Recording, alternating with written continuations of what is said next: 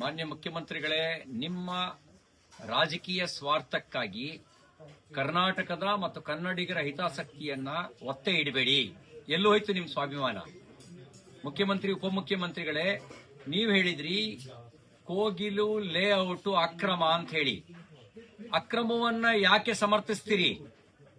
ನಿಮ್ ಸ್ವಾಭಿಮಾನ, ಕನ್ನಡಿಗರ ಸ್ವಾಭಿಮಾನವನ್ನ ಸಾಯಿಸಬೇಡಿ.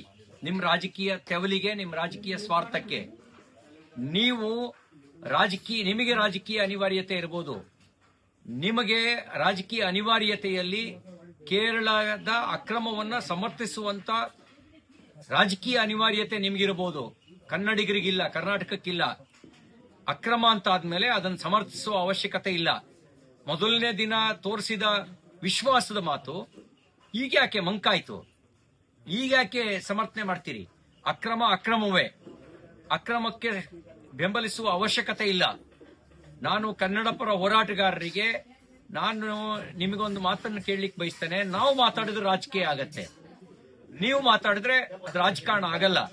ನೀವು ಈ ಸಂದರ್ಭದಲ್ಲಿ ಹೇಳಬೇಕು, ನೀವು ಕರ್ನಾಟಕದ ಸ್ವಾಭಿಮಾನವನ್ನು ಒತ್ತೆ ಇಡುವಂತ ಅಧಿಕಾರವನ್ನ ಯಾವ ರಾಜಕೀಯ ಪಕ್ಷಕ್ಕೂ ಕೊಟ್ಟಿಲ್ಲ ಅಂತ ಹೇಳಬೇಕು.